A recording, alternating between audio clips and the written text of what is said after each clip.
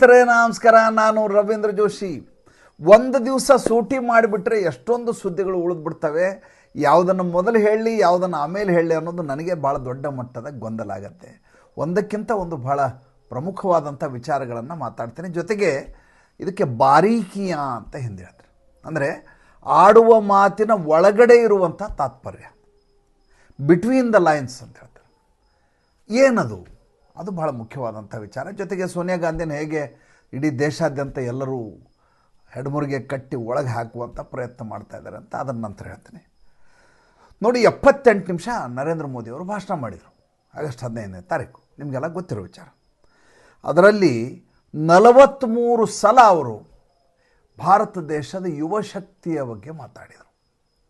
ಇವರೇನೆಲ್ಲ ಹೇಳ್ತಾ ಇದ್ದಾರಲ್ಲ ಸೋಷಿಯಲ್ ಮೀಡಿಯಾದಲ್ಲಿ ಜಂಜಿ ಅಂತ, ಆ ಜಂಜಿ ಬಗ್ಗೆ ಪ್ರತಿ 1.5 2 ನಿಮಿಷಕ್ಕೆ ಒಂದು ಸಲ ಯುವಶಕ್ತಿ, ಭಾರತ್ಗೆ ಯುವಶಕ್ತಿ ಅಂತ ನರೇಂದ್ರ ಮೋದಿ ಮಾತಾಡಿ. ಎಲ್ಲಿಯೂ ಜಂಜಿ ಅಂತ ಹೇಳಲಿಲ್ಲ ಅವರು. ಯಾಕಂದರೆ ಅವರು ವಿವೇಕಾನಂದನ ಕಾಲದಿಂದ ಯುವಶಕ್ತಿಯನ್ನು ನೋಡ್ಕೊಂಡು ಬಂದವರು. ಯುವಶಕ್ತಿಯಾಗಿ ಈ ದೇಶವನ್ನು ಕಟ್ಟಬೇಕು ಅಂತ ಕನಸು ಕಟ್ಟಿ ದೇಶಕ್ಕಾಗಿ ತಮ್ಮನ್ನು ತಾವು ಸಮರ್ಪಣೆ ಮಾಡಿಕೊಂಡಂಥ ಮಹಾನ್ ಧೀಮಂತ ವ್ಯಕ್ತಿತ್ವ ನರೇಂದ್ರ ಮೋದಿ. ಅದ್ರ ಬಗ್ಗೆ ನೀವು ಮಾತಾಡಲೇಬೇಕಾಗಿಲ್ಲ. ಲೆಕ್ಕಾಚಾರದ ಪ್ರಕಾರ, ಅಂಕಿಅಂಶದ ಪ್ರಕಾರ 2029 ಚುನಾವಣೆಯ ಸಂದರ್ಭದಲ್ಲಿ 40 ಕೋಟಿ ಜನ ಯುವಶಕ್ತಿಗಳು ಓಟನ್ನು ಹಾಕ್ತಾರೆ. 40 crore ಅಂದರೆ 28% ಆಫ್ ದಿ ಪಾಪ್ಯುಲೇಷನ್. ಈ ದೇಶದ ಪ್ರತಿಶತ 28% ಜನಸಂಖ್ಯೆ ಒಟ್ಟು ಈ ದೇಶದ ನಿರ್ಣಾಯಕ ಮತದಾರರಾಗ್ತಾರೆ. ನರೇಂದ್ರ ಮೋದಿ ಅವರು ಯಾವತ್ತೂ ಹಿಂದೂ ಓಟ್ಗಳು ಟಾರ್ಗೆಟ್ ಮಾಡೋದು ಅಥವಾ ಗೌಡ್ರು ಓಟ್ ಟಾರ್ಗೆಟ್ ಮಾಡೋದು ಅಥವಾ ಕ್ಷತ್ರಿಯರು ಹಾಗೆ ಮಾಡಲಿಲ್ಲ. ಅವರು ನರೇಂದ್ರ ಮೋದಿಯವರು ಮಹಿಳೆಯರ ಓಟನ್ನು ಟಾರ್ಗೆಟ್ ಮಾಡಿದ್ರು. ಯಾಕಂದರೆ ಈ ದೇಶವನ್ನು ಮುನ್ನಡೆಸಬೇಕು ಅಂತಂದರೆ ಕುಟುಂಬ ಮುಂದೆ ಹೋಗ್ಬೇಕು. ಕುಟುಂಬ ಮುಂದೆ ಹೋಗ್ಬೇಕಾದ್ರೆ ಮನೆ ಯಜಮಾನಿ ಆತ್ಮನಿರ್ಭರ ಆಗಬೇಕು ಅನ್ನೋದು ಅವ್ರ ಕಲ್ಪನೆ ಆಗಿತ್ತು. ಈಗ ಅವರು ಟಾರ್ಗೆಟ್ ಮಾಡೋದು ಯುವಶಕ್ತಿಯನ್ನು ಟಾರ್ಗೆಟ್ ಮಾಡಿದ್ದಾರೆ. ಈಗ ಒಬ್ಬ ಅಪಾಪೋಲಿ ಜರ್ಲೆ ಮಾತಾಡೋದಕ್ಕೂ ಅವಿವೇಕಿ, ಒಂದು ದೇಶದ ಅತ್ಯಂತ ಉನ್ನತ ಹುದ್ದೆಯಲ್ಲಿರುವಂಥ ನರೇಂದ್ರ ಮೋದಿ ಮಾತನಾಡೋದಕ್ಕೂ ಭಾಳ ವ್ಯತ್ಯಾಸ ಇರ್ತದೆ. ನರೇಂದ್ರ ಮೋದಿ ಮಾತನಾಡಿದರೆ ಅದು ಅನುಷ್ಠಾನಕ್ಕೆ ಬರ್ತದೆ. ಆಮೇಲೆ ನರೇಂದ್ರ ಮೋದಿ ಅವರು ಮಾತನಾಡುವ ಮಾತಿರ್ತಲ್ಲ, ಅದು ವಾಚಾಳಿತನ ಆಗಿರೋದಿಲ್ಲ. ಅದಕ್ಕೆ ಒಂದು ಗಾಂಭೀರ್ಯ ಇರುತ್ತೆ, ಘನತೆ ಇರುತ್ತೆ. ಅದು ಪಾಪ್ಯುಲಾರಿಟಿಗೆ ಆಡಿದಂಥ ಮಾತು ಆಗಿರೋದಿಲ್ಲ. ಅವ್ರು ಕಸಬರ್ಗಿ ತೊಗೊಂಡು ಕಸ ಹೊಡಿಬೇಕು ಅಂತ ಅವತ್ತೇನು ಕೆಂಪು ಕೋಟೆ ಮೇಲೆ ನಿಂತು ಹೇಳಿದ್ರು, ಅದು ಹೇಗೆ ಈ ದೇಶದಲ್ಲಿ ಅನುಷ್ಠಾನವಾಯಿತು ಹಳ್ಳಿಗಳಲ್ಲಿ, ಇವತ್ತಿಗೂ ಅದರ ಜಾಗೃತಾವಸ್ಥೆಯಲ್ಲಿ ನಾವೆಲ್ಲ ಇದ್ದೀವಿ. ನಾವೆಲ್ಲ ಏನು ಬೇಕಾದ ಎಸಲಿಕ್ಕೆ ಸಾಧ್ಯ ಆಗೋದಿಲ್ಲ. ಮನಸ್ಸು ಒಪ್ಪಲ್ಲ. ಯಾರೋ ನೋಡ್ತಾರೆ ಅಂತಲ್ಲ, ನಮ್ಮ ಮನಸ್ಸು ಒಪ್ಪೋದಿಲ್ಲ. ಹಾಗೆ ಆತ ಯುವಶಕ್ತಿಯನ್ನು ಟಾರ್ಗೆಟ್ ಮಾಡಿದ್ದಾರೆ ಅಂದರೆ ಅದನ್ನು ಕಾರ್ಯಸಾಧುಗೊಳಿಸುವ ತಂತ್ರಗಾರಿಕೆಯನ್ನು ಅವ್ರು ಹೊಂದಿದ್ದಾರೆ. ಅದಕ್ಕೆ ಬೇಕಾದಂಥ ಬ್ಲೂ ಪ್ರಿಂಟು, ರೋಡ್ ಮ್ಯಾಪ್ ಅವ್ರ ಹತ್ರ ರೆಡಿ ಇದೆ ಅಂತ ಅರ್ಥ. ನೋಡಿ, 2000 ಆಸ್ಪಾಸಿನಲ್ಲಿ ಈ ದೇಶದಲ್ಲಿ ಸುಮಾರು 30 ಕೋಟಿ ಜನ ಮಕ್ಕಳು ಹುಟ್ಟಿದ್ದಾರೆ. ಈ ಮಕ್ಕಳು, ಈ ಸರ್ಕಾರ ಇತ್ತಲ್ಲ ಕಾಂಗ್ರೆಸ್ ಸರ್ಕಾರ 2004ರಿಂದ 2014ವರೆಗೂ ಇತ್ತು. ಅವರಿಗೆ ರಾಜಕೀಯ ಪ್ರಜ್ಞೆ ಇರಲಿಲ್ಲ. ಅವರು ದೊಡ್ಡವರಾಗಿ ಅಡಾಲಸೆಂಟ್ ಏಜ್ ಬರೋ ಹೊತ್ತಿಗೆ, ಅಂದರೆ 2014 ನಂತರ ಅವರು ಅಡಾಲಸೆಂಟ್ ಏಜ್ ಬಂದಾಗ ನರೇಂದ್ರ ಮೋದಿ ಸರ್ಕಾರ ಶುರು ಆಗ್ಬಿಡ್ತು. ಅದ್ರ ಹಿಂದೆ ಇದ್ದಂಥ ಅಪಸವ್ಯಗಳಾಗಲಿ, ಅವಾಗ ಇದ್ದಂಥ ಭ್ರಷ್ಟಾಚಾರ ಆಗಲಿ, ಆವಾಗ ಒಬ್ಬ ಸೋನಿಯಾ ಗಾಂಧಿ ಅನ್ನುವಂಥ ಒಬ್ಬ ವ್ಯಕ್ತಿ ಇಡೀ ದೇಶವನ್ನು ಅಲ್ಲಾಡಿಸ್ತಾ ಇದ್ದಂಥ ರೀತಿಯಾಗಲಿ, ಅದರ ಸುದ್ದಿ ಆಗಲಿ ಯಾವುದೂ ಆ ಮಕ್ಕಳಿಗೆ ಗೊತ್ತೇ ಇಲ್ಲ. ಅವರು ಜಾಗೃತಾವಸ್ಥೆಯಾಗಿ ಕಣ್ಣು ಬಿಡುವ ಹೊತ್ತಿಗೆ ನರೇಂದ್ರ ಮೋದಿ ಸರ್ಕಾರ ಬಂದ್ಬಿಟ್ಟಿತ್ತು. ಅವ್ರಿಗೆ ಇತಿಹಾಸವನ್ನು ನಾವು ಕಲಿಸ್ಲಿಕ್ಕೆ ಈಗ ಸಾಧ್ಯ ಆಗೋದಿಲ್ಲ. ಹಾಗಾಗಿತ್ತು ಹೀಗಾಗಿತ್ತು ಅವ್ರು ಕೇಳೋ ಪರಿಸ್ಥಿತಿಲಿಲ್ಲ. ಈಗೇನಿದೆ ಹೇಳು, ಮುಂದೆ ಏನು ಮಾಡ್ತೀವಿ ಹೇಳು ಅಂತಾರೆ. ಅದು ನರೇಂದ್ರ ಮೋದಿ ಅವರಿಗೆ ತುಂಬ ಚೆನ್ನಾಗಿ ಅರ್ಥ ಆಗಿದೆ. ಅದಕ್ಕೆ ಅವರು ಒಂದು ಮಾತನ್ನು ತುಂಬ ಚೆನ್ನಾಗಿ ಹೇಳಿದರು ಅವರು ನಿನ್ನೆ ಭಾಷಣದಲ್ಲಿ. ಅದಕ್ಕೆ ನಾನು ಹೇಳೋದು ಬಾರೀಕಿಯ ಅಂತ. ಮಾತಿನ ಮಧ್ಯೆ ಅವರು ಹೇಳುವಂಥ ಅರ್ಥಗಳೇನಿದೆ ಅಂತ ಅವ್ರು ಭಾಳ ಚೆನ್ನಾಗಿ ಹೇಳಿದರು. ಭಾರತ ದೇಶ 70 ವರ್ಷಗಳಲ್ಲಿ ಸಾಧಿಸಲಿಕ್ಕೆ ಸಾಧ್ಯ ಆಗಲಾರದ್ದನ್ನು ಮುಂದಿನ 5 ರಿಂದ 7 ವರ್ಷಗಳಲ್ಲಿ ಇದೇ ಯುವಶಕ್ತಿಯನ್ನು ಬಳಸಿಕೊಂಡು ಭಾರತವನ್ನು ವಿಕಸಿತ ಭಾರತವನ್ನಾಗಿ ಮಾಡ್ತೇನೆ ಅನ್ನುವಂಥ ಸಂಕಲ್ಪ ಅಂದರು. 70 ವರ್ಷದಲ್ಲಿ ಆಗಲಾರ್ದನ್ನು 5 ರಿಂದ 7 ವರ್ಷದಲ್ಲಿ ಅಂದರೆ ಹಂಗಾರೆ 2029 ಚುನಾವಣೆಯನ್ನು ಎದುರಿಸೋರು ಯಾರು? ಸ್ಪಷ್ಟವಾಗಿ, ಪರೋಕ್ಷವಾಗಿ, ಪ್ರತ್ಯಕ್ಷವಾಗಿ ಎಲ್ಲ ರೀತಿಯಿಂದಲೂ ನರೇಂದ್ರ ಮೋದಿ ಒಂದು ಆಶಾಭಾವನೆಯನ್ನು ಉಂಟು ಮಾಡಿದರು, ಒಂದು ಖಚಿತತೆಯನ್ನು ಕೊಟ್ಟರು, ತಮ್ಮ ನಿರ್ಧಾರವನ್ನು ತಿಳಿಸಿದರು. 2029 ಚುನಾವಣೆಯನ್ನು ಮುನ್ನಡೆಸುವುದು ನಾನೇ, 2034ವರೆಗೂ ನಾನೇ ಇರ್ತೀನಿ, ವಿಕಸಿತ ಭಾರತ ಆಗುವ ದಿಕ್ಕಿನಲ್ಲಿ ಮುಂದಿನ 5 ರಿಂದ 7 ವರ್ಷ ಯುವಶಕ್ತಿಯನ್ನು ಬಳಸಿಕೊಳ್ಳುವ ಕೆಲಸವನ್ನು ನಾನೇ ಸಂಕಲ್ಪ ಮಾಡಿದ್ದೇನೆ ಅಂತ ಸ್ಪಷ್ಟವಾಗಿ ನರೇಂದ್ರ ಮೋದಿ ಹೇಳಿದರು. ಯಾರಾದರೂ ಭಾಷಣದಲ್ಲಿ ಇದರ ಒಳಾರ್ಥವನ್ನು ಯಾರಾದರೂ ಗಮನಿಸಿದ್ದನ್ನು ನಂಗೆ ದಯವಿಟ್ಟು ಹೇಳಿಬಿಡಿ. ನರೇಂದ್ರ ಮೋದಿ ಭಾಷಣ ಮಾಡುವಾಗ ಸ್ವತಃ ತಾವೇ ತಯಾರಿ ಮಾಡಿಸ್ತಾರೆ ಮತ್ತು ಎಲ್ಲಿ ಏನು ಮಾತನಾಡಬೇಕು ಅನ್ನುವುದರ ಸಂಪೂರ್ಣವಾದಂಥ ಅರಿವು ಅವ್ರಿಗಿರುತ್ತೆ. ನಾನು ಅದು ಬಹಳಷ್ಟು ಸಲ ಗಮನಿಸಿದ್ದೇನೆ. ನಾನು ಇದನ್ನು ಒಂದು ರೀತಿಯ ಸಂಶೋಧಕನ ರೀತಿಯಲ್ಲಿ ಓದ್ತಾ ಇರೋದರಿಂದ, ಗಮನಿಸ್ತಾ ಇರೋದರಿಂದ ಇದರ ಬಾರೀಕಿಯಾಗಳೇನಿದೆ, ಅದರ ಸೂಕ್ಷ್ಮತೆಗಳೇನಿದ್ದಾವೆ ಅದನ್ನು ತಮಗೆ ಹೇಳಬೇಕು ಅಂತ ನಾನು ನಿನ್ನೆಯಿಂದ ಪರಿತಪಿಸ್ತಾ ಇದ್ದೆ. ಸೋಮವಾರದ ಮೊದಲ ಸಂಚಿಕೆಯಲ್ಲಿ ಇದನ್ನು ಹೇಳಿಬಿಡೋಣ ಅಂತ. ನೋಡಿ, ಮಾಯಾವತಿ ಒಂದು ಕಾಲದಲ್ಲಿ ಹೇಳೋರು ಏನಂತ ಹೇಳೋರು ಅಂದರೆ, ಹಮೇ ಮಜಬೂತ್ ಸರ್ಕಾರ ನಹಿ ಚಾಹಿಯೆ, ಹಮೇ ಮಜಬೂರ್ ಸರ್ಕಾರ ಚಾಹಿಯೆ. ವಿಪಕ್ಷಗಳಾಗಲೂ ಬಯಸೋದೇನು ಅಂದರೆ ಸದೃಢವಾದ ಸರ್ಕಾರ ಇರಬೇಕು ಅಂತ ಅನಿಸ್ಕೊಳ್ಳಲ್ಲ. ಅದು ಯಾವಾಗಲೂ ಮಜಬೂರ್ ಅಂದರೆ ಅಸಹಾಯಕವಾದಂಥ ಸರ್ಕಾರ ಇರಬೇಕು. ಇವ್ರು ಹೇಳ್ದಂಗೆ ಅದು ಕೇಳ್ಕೊಂಡಿರ್ಬೇಕು. ಮಾಯಾವತಿ ಹೇಳಿದ ಮಾತಿದು, ನಾನಲ್ಲ. ಈಗ ಸೋನಿಯಾ ಗಾಂಧಿ, ರಾಹುಲ್ ಗಾಂಧಿ ಬಯಸೋದು ಅದನ್ನೇ. ಯಾವಾಗ 2024 ಚುನಾವಣೆಯಲ್ಲಿ ಕಡಿಮೆ ಸೀಟುಗಳು ಬಂದವು, ಹಾಲು ಕುಡಿದಷ್ಟು ಸಂತೋಷ ಆಗಿದ್ದು ಯಾರಿಗೆ ಅಂತಂದರೆ ರಾಹುಲ್ ಗಾಂಧಿಗೆ, ಸೋನಿಯಾ ಗಾಂಧಿಗೆ. ಯಾಕೆಂದರೆ ಈ ಸರ್ಕಾರಕ್ಕೆ ಬಾಳಿಕೆ ಇರೋದಿಲ್ಲ, ಇದು ನಿರ್ಣಾಯಕವಾದಂಥ ತೀರ್ಮಾನಗಳನ್ನು ತೆಗೆದುಕೊಳ್ಳಿಕ್ಕೆ ಸಾಧ್ಯ ಆಗೋದಿಲ್ಲ, ಈ ದೇಶಕ್ಕೆ ಹೊಸ ಹೊಳವನ್ನು ಕೊಡಲಿಕ್ಕೆ ಅವ್ರ ಹತ್ರ ಶಕ್ತಿ ಇಲ್ಲ, ಹೇಳ್ದಂಗೆ ಕೇಳ್ಕೊಂಡು ಬಿದ್ದಿರ್ತಾರೆ, ಜಂಘಾಬಲ ಹುಡುಗಿ ಹೋಗಿದೆ, emotionally we have destructed Narendra Modi ಅಂತ ಹೇಳಿದವರು. ಈಗ ಅವ್ರು ತೆಗೆದುಕೊಳ್ತಾ ಇರೋ ತೀರ್ಮಾನಗಳೇನಿದೆ ಅಂತ ನಿಮ್ಗೆ ಗೊತ್ತಿದೆ. ಇನ್ನು 2ನೇ ವಿಷಯವನ್ನು ನಿಮ್ಗೆ ಹೇಳಬೇಕು. ಅದೇನಪ್ಪ ಅಂದರೆ ದಿಮಾಗಿ ನಕ್ಸಲ್ ಅಂತ ಒಂದು ಮಾತು ಹೇಳಿದ್ರು ನರೇಂದ್ರ ಮೋದಿ. ಇದು ಕುಂಬಳಕಾಯಿ ಕಳ್ಳ ಅಂದರೆ ಹೆಗಲು ಮುಟ್ಕೊಂಡು ನೋಡಿದ್ರಂತೆ ಅಂತ ನಮ್ಮ ಕಡೆ ಒಂದು ಗಾದಿ ಮಾತಿದೆ. ಬೆಳಗ್ಗೆ ಎದ್ದು ಈ ಚಿದಂಬರಂ ಅನ್ನುವಂಥ ಅವಿವೇಕಿ, ನೋಡಿ, ಈ ದೇಶದ ಗೃಹ ಸಚಿವನಾಗಿದ್ದಂಥ ಮನುಷ್ಯ, ಈ ದೇಶದ ಹಣಕಾಸು ವಿತ್ತ ಸಚಿವನಾಗಿದ್ದಂಥ ಮನುಷ್ಯ ಬೆಳಗ್ಗೆ ಟ್ವೀಟ್ ಮಾಡಿ ಹಾಕ್ಕೊಂಡಿದ್ದಾರೆ, I am proud to be a ದಿಮಾಗಿ ನಕ್ಸಲ್ ಅಂತ. I am proud to be a ದಿಮಾಗಿ ನಕ್ಸಲ್. ಎಷ್ಟು ಜನ ನೋಡಿದ್ದಾರೆ ಟ್ವಿಟರ್ ಹ್ಯಾಂಡ್ಲಲ್ಲಿ? 2.1 ಮಿಲಿಯನ್, 21 ಲಕ್ಷ ಜನ ಈತನ ಟ್ವೀಟನ್ನು ನೋಡಿದ್ದಾರೆ. ಅಂದರೆ ತನಗೆ ತಾನೊಬ್ಬ ಅರ್ಬನ್ ನಕ್ಸಲ್ ಅನ್ನೋದು, ಅಂದರೆ ಮಾನಸಿಕವಾಗಿ ಒಬ್ಬ ನಕ್ಸಲ್ ಮನಸ್ಥಿತಿ ಇರುವ ವ್ಯಕ್ತಿ ಅಂತ ಆತ ಒಪ್ಪಿಕೊಂಡಿದ್ದಾನೆ. ಈತ ಒಂದು ಸಲ JNUನಲ್ಲಿ ಭಾಷಣ ಮಾಡ್ತಾ ಇದ್ದ, ಗೃಹ ಸಚಿವ ಇದ್ದಾಗ. ಆತ ಹೇಳ್ತಾನೆ, ನಾವು ಈ ಮಾವೋವಾದಿಗಳಿಗೆ, ನಕ್ಸಲ್ವಾದಿಗಳಿಗೆ ಶಸ್ತ್ರವನ್ನು ಕೆಳಗಿಡು ಅಂತ ಹೇಳೋದಿಲ್ಲ, ಶಸ್ತ್ರವನ್ನು ಹೊತ್ಕೊಂಡು ಓಡಾಡೋದು ಅವ್ರ ಹಕ್ಕು. ನೋಡಿ, ಹೇಳೋ ಮಾತು ನೋಡಿ, ಶಸ್ತ್ರವನ್ನು ಹೊಂದುವುದು ಅವರ ಹಕ್ಕಂತೆ, ಸಂವಿಧಾನಕ್ಕೆ ವಿರುದ್ಧವಾಗಿ ಮಾಡ್ತಾ ಇರೋ ಕೆಲಸ ಅದು, ಅದನ್ನೊಬ್ಬ ಗೃಹ ಸಚಿವ ಹೇಳಬೇಕು. ಆದರೆ ಈತ ಹೇಳ್ತಾರೆ ಶಸ್ತ್ರವನ್ನು ಇಟ್ಕೊಳ್ಳೋದು ಅವ್ರ ಹಕ್ಕು, ಆದರೆ ಮಾತುಕತೆಗೆ ಅವ್ರು ಬರಲಿ ಅಂತ ನಾನು ಬಯಸ್ತೇನೆ. ಹೋ ಅಂತ JNUನಲ್ಲಿ ಚಪ್ಪಾಳೆ ಹೊಡಿತಾರೆ. ಅಂದರೆ ಈತ ಕುಮ್ಮಕ್ಕನ್ನು ಕೊಡೋ ವ್ಯಕ್ತಿ ಅಲ್ಲ ರೀ. ನಾನು ಭಾಳ ಬೇಜಾರಾಗೋದು, ಡೆಲಾರು ಅನ್ನುವಂಥ ಕಂಪ್ನಿ, UK ಕಂಪ್ನಿಯಿಂದ ಪಾಕಿಸ್ತಾನ ಬಳಸುವಂಥ ಪೇಪರನ್ನು ಭಾರತದ ಕರೆನ್ಸಿ ಮಾಡಲಿಕ್ಕೆ ಅದೇ ಕಂಪ್ನಿಗೆ ಟೆಂಡರ್ ಕೊಟ್ಟು ತರಿಸ್ಕೋತಾರೆ. ಅಂದರೆ ಶತ್ರು ರಾಷ್ಟ್ರವನ್ನು ಗಟ್ಟಿಗೊಳಿಸುವಂಥ ಈತನ ಪರೋಕ್ಷವಾದಂಥ ಕುಮ್ಮಕ್ಕಿದೆಯಲ್ಲ, ಅದನ್ನು ಇಲ್ಲ ಅಂತ ನಾವು ಹೆಂಗೆ ಹೇಳಲಿಕ್ಕೆ ಸಾಧ್ಯ ಹೇಳಿ? ಇದಕ್ಕೆ ದಾಖಲೆಗಳಿದ್ದಾವೆ, ಸಾಕ್ಷ್ಯಾಧಾರಗಳಿದ್ದಾವೆ. ಬೇಡ, ಅದರಿಂದನೇ ಡೂಪ್ಲಿಕೇಟ್ ನೋಟ್ ಆಗ್ತಾ ಇದೆ, ನೀವು ಭಾರತದವರು ಅದೇ ಕಂಪ್ನಿಯಿಂದ UK ಪೇಪರ್ಸ್ ತರಿಸ ನಿಲ್ಲಿಸಿ ಅಂತ ಹೇಳಿದಾಗ, ತಾತ್ಕಾಲಿಕವಾಗಿ ನಿಲ್ಲಿಸಿ, ಹಣಕಾಸು ಸಚಿವನಿದ್ದಾಗ ಮತ್ತೆ ವಾಪಸ್ ಬಂದ ತಕ್ಷಣ ಅವ್ರಿಗೆ ಟೆಂಡರ್ ಯಾರಾದರೂ ಕೊಟ್ಟದ್ದು ನೀವು ನೋಡಿದಿರಾ? ಅಂಥ ಅವಿವೇಕಿ ಮನುಷ್ಯ. ಭಾರತದಲ್ಲಿ ಜನ್ಧನ್ ಯೋಜನೆ ಬಂದಾಗ ನಮ್ಮ ಬಡ ರೈತ, ನಮ್ಮ ಹಿಡುವಳಿದಾರ, ನಮ್ಮ ತರಕಾರಿ ಮಾರೋನು ನಿಮ್ಮ UPIನ ಇಟ್ಕೊಂಡು ಹೆಂಗೆ ಮಾಡ್ಲಿಕ್ಕೆ ಸಾಧ್ಯ, ಮೊದಲೇ ನೆಟ್ವರ್ಕ್ ಇರಲ್ಲ ಅಂಥೇಳಿ ಅದ್ರ ಬಗ್ಗೆ ಗಹಗಹಿಸಿ ನಕ್ಕಂಥ ಮನುಷ್ಯ. ದೇಶದ ಉದ್ಧಾರ ಆಗಲಿ ಅಂತ ಇವ್ರು ಬಯಸ್ತಾರಲ್ರಿ. ಈತ ದಿಮಾಗಿ ನಕ್ಸಲ್ ಅಲ್ಲದೆ ಬೇರೆ ಇನ್ನೇನಿದ್ದಾನೆ ನಂಗೆ ಹೇಳಿ ನೀವು. ಇನ್ನು ರಾಜ್ದೀಪ್ ಸರ್ದೇಸಾಯಿ ಇನ್ನಿಲ್ಲದ ಹಾಗೆ ಕಿರ್ಚಾಡ್ಲಿಕ್ಕೆ ಶುರು ಮಾಡ್ಬಿಡ್ತಾರೆ.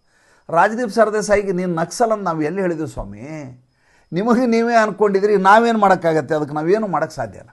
ನರೇಂದ್ರ ಮೋದಿ ಇನ್ನೊಂದು ಒಳ್ಳೆ ಮಾತನ್ನು ಹೇಳಿದರು. ಅದೇನಪ್ಪ ಅಂದರೆ, ಇನ್ನು ಮುಂದೆ ಯುದ್ಧಗಳು ಗಡಿಯಲ್ಲಿ ನಡೆಯುವುದಿಲ್ಲ, ದೇಶದ ಶಹರಗಳಲ್ಲಿ ನಡೀತವೆ, ನಗರಗಳಲ್ಲಿ ನಡೀತವೆ ಅಂತ. ಅವ್ರಿಗಿರುವಂಥ ಬೇಹುಗಾರಿಕೆಯ ಮಾಹಿತಿ ನಾವ್ಯಾರು ಹೇಳಲಿಕ್ಕೆ ಸಾಧ್ಯ ಇಲ್ಲ. ಆ ರೀತಿಯ ಮಾಹಿತಿ ಅವ್ರ ಹತ್ರ ಇರುತ್ತೆ. ನಿಮ್ಗೆ ಗೊತ್ತಿರಲಿ, ಈ ಮುಲ್ಲಾ ಮುನೀರ್ ಇದಾನಲ್ಲ, ಆತ ಟಾರ್ಗೆಟ್ ಮಾಡಿದ್ದೇನು ಅಂತಂದರೆ, ಪಾತಾಳಗಂಗಾ ಪ್ರಾಜೆಕ್ಟ್ ಇದೆಯಲ್ಲ, ಮುಖೇಶ್ ಅಂಬಾನಿದು, ಗುಜರಾತ್ನಲ್ಲಿ ಏರ್ಲೈನ್ಸ್ದು, ಅದನ್ನು ಹೊಡಿತೀನಿ ಅಂತ ಆತ ಬಹಿರಂಗವಾದ ಹೇಳಿಕೆಯನ್ನು ಕೊಟ್ಟಿದ್ದ. 50 ಕಿಲೋಮೀಟರ್ ಆಚೆ ಹೋದರೆ ಪಾಕಿಸ್ತಾನ, ಅಠಾರಿ ಬಾರ್ಡರಿಂದ ವಾಘಾ ಬಾರ್ಡರ್ ದಾಟಿದರೆ ಇಸ್ಲಾಮಾಬಾದ್ ಬರುತ್ತೆ. ಹಾಗಿರುವಾಗ ಈತ ಗಡಿರೇಖೆಯಲ್ಲಿ ಯುದ್ಧಗಳು ನಡೆಯೋದಿಲ್ಲ ಅಂತ, ಅಂದರೆ ಬಾರ್ಡರ್ನಲ್ಲಿ ಯುದ್ಧ ನಡೆಯೋದು. ನೋಡಿ, ಈ ಅಠಾರಿ ದಾಟಿದ ತಕ್ಷಣ ವಾಘಾ ಬಾರ್ಡರ್ ಬರುತ್ತೆ. ವಾಘಾ ಬಾರ್ಡರ್ನಿಂದ ಕೇವಲ 24 ಕಿಲೋಮೀಟರ್ಗೆ ಲಾಹೋರ್ ಅನ್ನುವಂಥ ನಗರ ಶುರುವಾಗಿತ್ತು ಪಾಕಿಸ್ತಾನದ್ದು. ಪಕ್ಕದಲ್ಲಿಯೇ.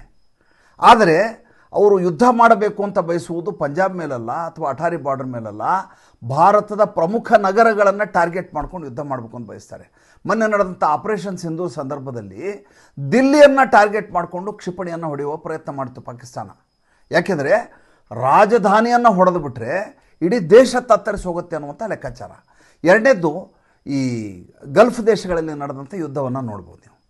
ಗಲ್ಫ್ ದೇಶದಲ್ಲಿ ಟಾರ್ಗೆಟ್ ಮಾಡ್ತಾ ಇರೋದು ಗಡಿಯಲ್ಲಿ ನಡೀತಾ ಇರೋ ಯುದ್ಧ ಅಲ್ಲ, ಒಂದು ಡಿಸಾಲಿನೇಷನ್ ಪ್ಲ್ಯಾಂಟನ್ನು ಹೊಡಿತೀನಿ ಅನ್ನೋದು. ಅಂದರೆ ಇಡೀ ದೇಶವನ್ನು ನೀರಿರಲಾರ್ದಾಗಿ ತತ್ತರಿಸಿ ಹೋಗಿ ಬಾಯಾರಿಕೆಯನ್ನು ಸತ್ತೋಗ್ಬಿಡೋಕೆ ಆ ರೀತಿ ಮಾಡೋದು. ಇಲ್ಲದೆ ಹೋದರೆ ಇವರ ಆರಾಮ್ಕೋ ಅನ್ನೋಂಥ ಪ್ಲ್ಯಾಂಟ್ ಇದೆ ಸೌದಿ ಅರೇಬಿಯಾದಲ್ಲಿ, ಪೆಟ್ರೋಲಿಯಂ ಪ್ಲ್ಯಾಂಟ್. ಆ ಪ್ಲ್ಯಾಂಟನ್ನು ಹೊಡೆದ್ಬಿಡೋದು, ಅವರ ಆರ್ಥಿಕತೆಯನ್ನು ಕುಸಿದು ಹೋಗೋ ಮಾಡೋದು. ಆ ರೀತಿಯ ಯುದ್ಧಗಳಾಗ್ತವೆ. ಜೊತೆಗೆ ಈ ಗಲ್ಫ್ ದೇಶಗಳಲ್ಲಿ ನಡೆದಂಥ ಇನ್ನೊಂದು ಬೆಳವಣಿಗೆನು, ಡಾಟಾ ಸೆಂಟರ್ನಲ್ಲಿರುವಂಥ ಡಾಟಾವನ್ನು ಸಂಪೂರ್ಣವಾಗಿ ಹ್ಯಾಕ್ ಮಾಡಿಬಿಡೋದು. ಬ್ಯಾಂಕ್ನಲ್ಲಿ ವ್ಯವಹಾರ ನಡೆದಿರಬಾರ್ದು, ಯಾವುದೋ ದುಡ್ಡು ತೆಗಿಲಿಕ್ಕಾಗಿರಬಾರ್ದು, ಎಲ್ಲ ಫ್ರೀಸ್ ಆಗಿಬಿಡ್ಬೇಕು. ಆ ರೀತಿಯಾದಂಥ ಬೆಳವಣಿಗೆಗಳು ಭಾರತ ದೇಶದಲ್ಲಿ ನಡೀತಾ ಇದ್ದಾವೆ. ಭಾರತ ದೇಶ ಅಲ್ಲ, ಜಗತ್ತಿನಲ್ಲಿ ನಡೀತಾ ಇದ್ದಾವೆ. ಭಾರತ ದೇಶ ಅದಕ್ಕೆ ಎಂದೂ ಕೂಡ ಬಲಿಪಶು ಆಗಬಾರದು ಎನ್ನುವ ನಿಟ್ಟಿನಲ್ಲಿ ನರೇಂದ್ರ ಮೋದಿ ನನ್ನ ಕೆಲಸಗಳು ನಡೀತಾ ಇದ್ದಾವೆ ಅನ್ನುವಂಥ ಮಾತನ್ನು ಹೇಳಿದರು. ಇದೆಲ್ಲವೂ ನಮಗೆ ಭಾಷಣದಲ್ಲಿ ಅರ್ಥವೇ ಆಗೋದಿಲ್ಲ. ಆದರೆ ನಮ್ಮಲ್ಲಿ ಇನ್ನೂ ಒಂದು ವಿಷಯವನ್ನು ಭಾಳ ಮುಖ್ಯವಾಗಿ ಹೇಳಬೇಕು. ಎಲ್ಲರೂ ಮಾತಾಡ್ತಾ ಇರೋದೇನೆಂದರೆ, ನೋಡಿ, ಭಾಳಷ್ಟು ವಿಷಯ ಇದ್ದ ಒಂದೊಂದೇ ನೆನಪಾಗ್ತಾ ಹೋಗ್ತದೆ. ಲೋಕಸಭೆಯಲ್ಲಿ 12 ಮತ್ತು 13ನೇ ತಾರೀಕು ಏನು ಮಾಡ್ತಾಯಿದ್ರು ಅಮಿತ್ ಶಾ ಅಂತ ಎಲ್ಲರೂ ಪ್ರಶ್ನೆ ಕೇಳ್ತಾಯಿದ್ರು. ಒಂದು ಬಿಲ್ಲನ್ನು ಪಾಸ್ ಮಾಡಿದ್ದಾರೆ ಅವರು. ಅದ್ರ ಕುರಿತು ನಾವು ಓದಿದೆ, MMDR ಅಮೆಂಡ್ಮೆಂಟ್ ಬಿಲ್ ಅಂತ ಅದ್ರ ಹೆಸರು. 12ನೇ ತಾರೀಕು ಲೋಕಸಭೆಯಲ್ಲಿ ಪಾಸಾಯಿತು, 13ಕ್ಕೆ ರಾಜ್ಯಸಭೆಯಲ್ಲಿ ಪಾಯಿತು. Mines and minerals development and regulation amendment bill 2026. ಏನಿದು? ಏನಂದರೆ 1989ರಲ್ಲಿ ತಮಿಳುನಾಡು ಸರ್ಕಾರ ಒಂದು ಕೇಸನ್ನು ಹಾಕುತ್ತದೆ. ಏನಂತಂದರೆ, ರಾಯಲ್ಟಿ ವಿಚಾರದಲ್ಲಿ ನಮಗೆ ಟ್ಯಾಕ್ಸೇಷನ್ ಬರಬೇಕು ಅಂತ. ಟ್ಯಾಕ್ಸೇಷನ್ ಬರ್ಬೇಕಾದ್ರೆ ಒಂದು ರಾಯಲ್ಟಿ ಅನ್ನುವಂಥ ಒಂದು ಸಿಸ್ಟಮ್ ಇದೆ. ಆ ರಾಯಲ್ಟಿನೇ ಟ್ಯಾಕ್ಸ್ ಅಂತ ತಿಳ್ಕೊಕು ಮತ್ತೆ ನೀವು ಟ್ಯಾಕ್ಸ್ ತೊಗೊಳಿಕ್ಕೆ ಆಗೋದಿಲ್ಲ ಅಂತ ಒಂದು ಜಜ್ಮೆಂಟ್ ಆಗಿಬಿಡುತ್ತೆ ಕೋರ್ಟ್ನಲ್ಲಿ. ಜಜ್ಮೆಂಟ್ ಆಗುತ್ತೆ. ಅದಾದಮೇಲೆ ಮತ್ತೆ 2ನೇ ಸಲ ಕೇಸ್ ಹಾಕಲಾಗುತ್ತೆ, DY ಚಂದ್ರಚೂಡ್ ಇದ್ದಂಥ. ಅದು ಮುಂದೆ ಭಾಳಷ್ಟು ವರ್ಷ ಅದೇ ನಡೆಯುತ್ತೆ. 1989ರಿಂದ ನಮಗೆ ಟ್ಯಾಕ್ಸ್ ಬೇಕು, ನಮಗೆ ಸ್ಟೇಟ್ ಟ್ಯಾಕ್ಸ್ ಕೊಡಬೇಕು. ನೋಡಿ, ಛತ್ತೀಸ್ಗಢ, ಜಾರ್ಖಂಡು, ಒಡಿಸ್ಸಾ, ನಮ್ಮ ಕರ್ನಾಟಕದ ತೋರಣಗಲ್ಲು, ವಿಜಯನಗರ, ಹಿಂಗೆ ಎಲ್ಲ ಕಡೆ ನಿಕ್ಷೇಪಗಳಿದ್ದಾವೆ, ಬಳ್ಳಾರಿ ಸುತ್ತಮುತ್ತಲು. ಹಾಗಿರುವಾಗ ನಮಗೆ ರಾಜ್ಯಕ್ಕೆ ಟ್ಯಾಕ್ಸ್ ಬರಬೇಕು ಅನ್ನೋದು ರಾಜ್ಯಗಳು ಕೇಳ್ತವೆ. ಕೋರ್ಟ್ ಏನು ಹೇಳ್ತು, ರಾಯಲ್ಟಿ ಅಂತ ಕೊಡ್ತಾರೆ, 1 ಟನ್ಗೆ ಇಷ್ಟು ಅಂತ ರಾಯಲ್ಟಿ ಕೊಡ್ತಾರೆ, ರಾಯಲ್ಟಿನ ನೀವು ಟ್ಯಾಕ್ಸ್ ಅಂತ ತಿಳ್ಕೊಬೇಕು ಅಂತ. ಈ ಹೋರಾಟ ನಡೀತಾ ಇನ್ನೊಂದು 2024ರಲ್ಲಿ DY ಚಂದ್ರಚೂಡ್ ಅವರ ಸಮ್ಮುಖದಲ್ಲಿ 9 ಜಡ್ಜ್ಗಳ ಬೆಂಚು ಇದ್ರ ಬಗ್ಗೆ ಮತ್ತೆ ವಿಚಾರಣೆಗೆ ತೆಗೆದುಕೊಳ್ಳುತ್ತೆ. ಆವಾಗ 8:1 ಅನುಪಾತದಲ್ಲಿ ರಾಯಲ್ಟಿಯನ್ನೇ ನೀವು ಟ್ಯಾಕ್ಸ್ ಅಂತ ತಿಳ್ಕೊಬೇಕು ಅಂತ. ಒಬ್ಬರು ಇದಕ್ಕೆ ಆಗಲ್ಲ ಅಂತ ಹೇಳಿ, ನಾಗರತ್ನ ಅವರು, ನಮ್ಮ ಕರ್ನಾಟಕದ ಮುಂದಿನ ಈಗ ಚೀಫ್ ಜಸ್ಟಿಸ್ ಆಗ್ತಾರೆ, 1.25 ತಿಂಗಳು 1.5 ತಿಂಗಳು ಇರ್ತಾರೆ ಅಷ್ಟೇ ಅವರು. ಅವ್ರು ಹೇಳ್ತಾರೆ, ಇಲ್ಲ ಆಗೋಲ್ಲ ಇದು, ಅವರೊಬ್ಬರೇ ಇದನ್ನು ಮಾಡ್ತಾರೆ, ಡಿನೈ ಮಾಡ್ತಾರೆ, ಉಳಿದವರೆಲ್ಲ ಇದಕ್ಕೆ ಒಪ್ಕೋತಾರೆ. ಕೇಸ್ ಬಿದ್ದು ಹೋಗ್ಬಿಡುತ್ತೆ. 1.5 ಲಕ್ಷ ಕೋಟಿ ರೂಪಾಯಿಗಳ ವ್ಯವಹಾರ ಇದು.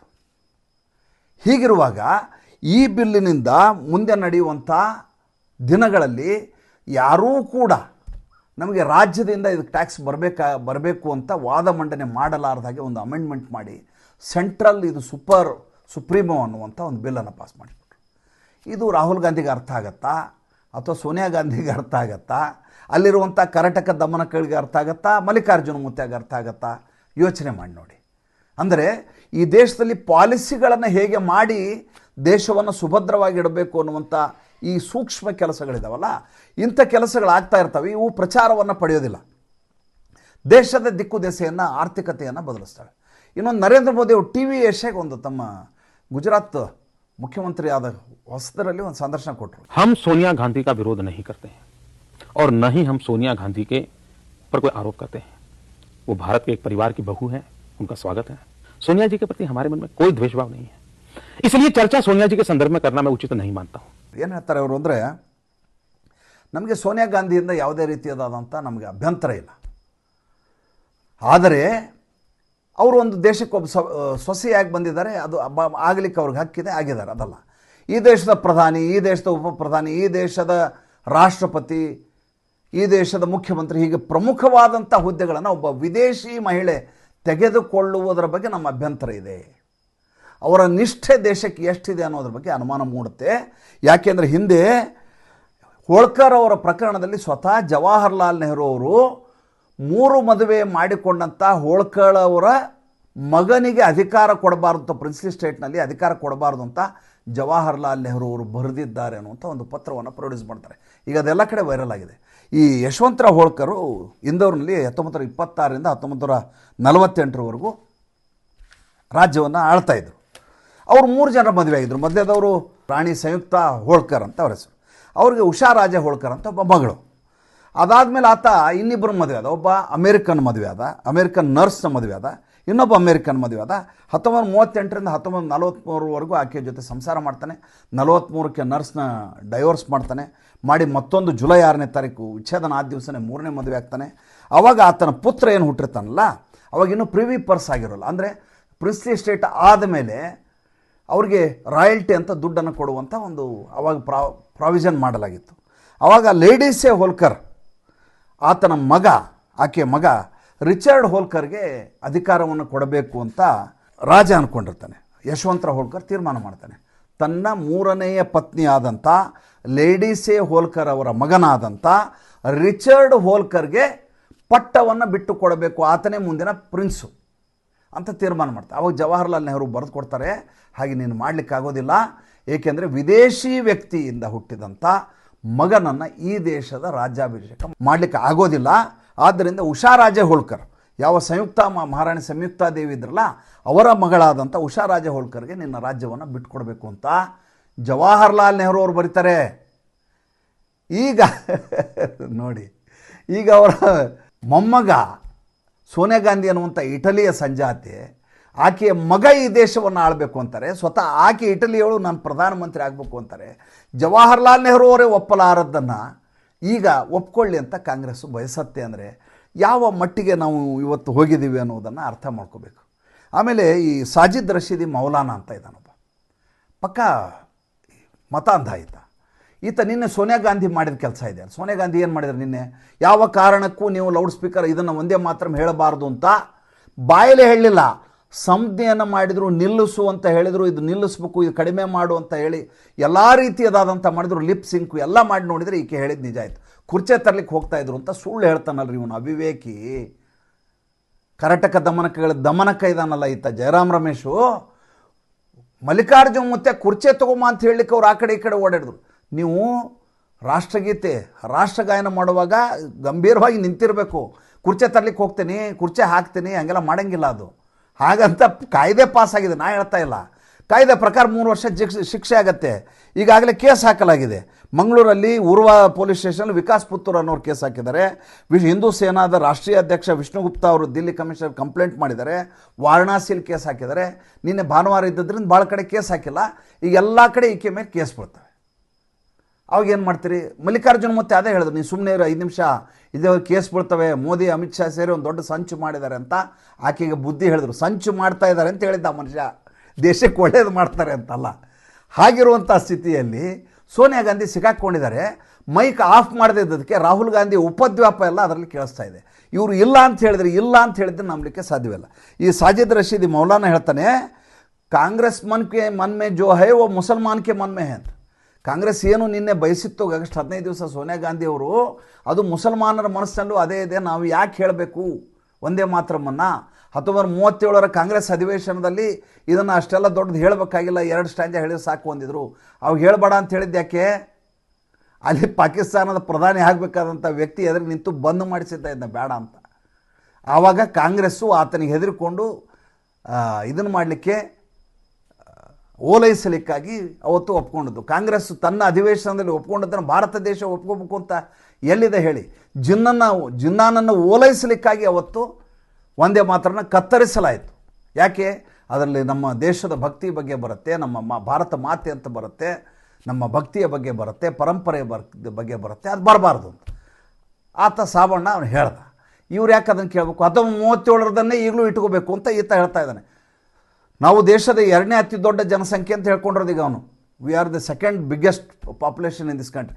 ಹಾಗಾದ್ರೆ ಇವನು ಅಲ್ಪಸಂಖ್ಯಾತರು ಅಂತ ಯಾಕಂತೀರಿ ನೀವು? ಇದು ಅಮೆಂಡ್ಮೆಂಟ್ ಆಗಬೇಕಲ್ವ? ಈಗ ನೀವು ಯಾವಾಗ ಅಲ್ಪಸಂಖ್ಯಾತರ ಅಲ್ಲ ಅಂತ ನೀವೇ ಹೇಳ್ತಾ ಇದ್ರಿ, ನಾವು ಹೇಳಿಲ್ಲ.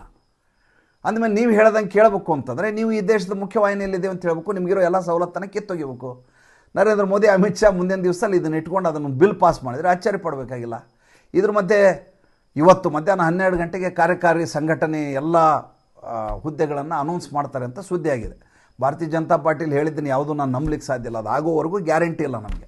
ಯಾಕೆಂದರೆ ರಹಸ್ಯದಲ್ಲಿ ಅತ್ಯಂತ ರಹಸ್ಯವಾಗಿ ಇಟ್ಕೊಳ್ಳೋರು ಇಬ್ಬರು, ಒಂದು ಅಮಿತ್ ಶಾ, ಒಂದು ನರೇಂದ್ರ ಮೋದಿ. ಅವರು ನೀವು ಹೇಳ್ದಂಗೆ ನಾಳೆ ಬೆಳಗ್ಗೆ ಇವ್ರನ್ನ ಅಧ್ಯಕ್ಷ ಮಾಡ್ತೀನಿ, ಇವ್ರ ಉಪಾಧ್ಯಕ್ಷ ಮಾಡ್ತೀನಿ, ನಿತಿನ್ ನಬೀನ್ ಅಧ್ಯಕ್ಷನಾಗ್ತಂತ ಯಾರಿಗೆ ಗೊತ್ತಿತ್ತು ರೀ? 15 ಹೆಸರು ನಾವು ಹೇಳಿದ್ದೀವಿ.